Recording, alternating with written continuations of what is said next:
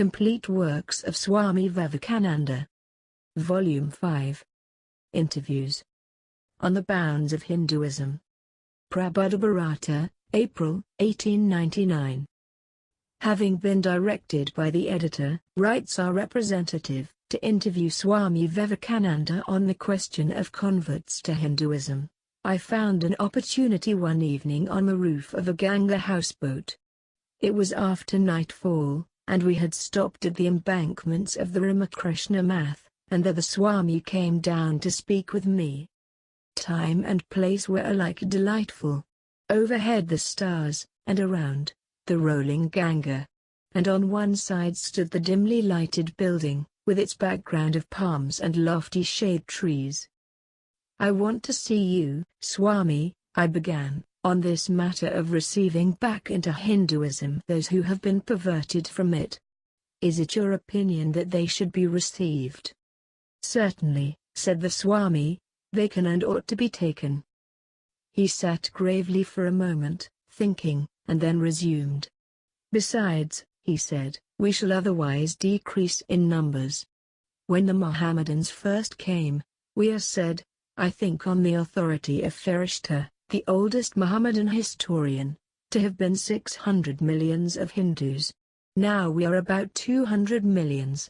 And then every man going out of the Hindu pale is not only a man less, but an enemy the more.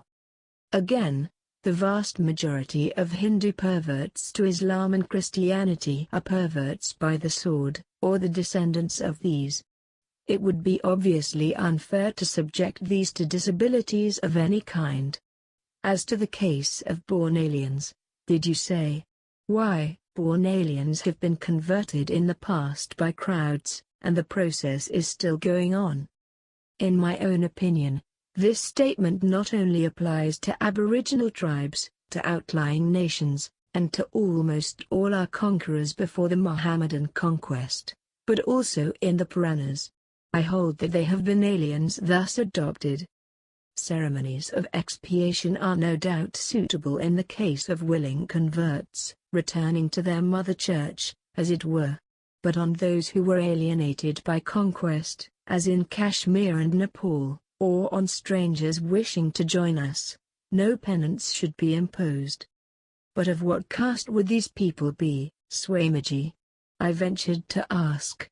They must have some, or they can never be assimilated into the great body of Hindus. Where shall we look for their rightful place? Returning converts, said the Swami quietly, will gain their own castes, of course. And new people will make theirs. You will remember, he added, that this has already been done in the case of Vaishnavism.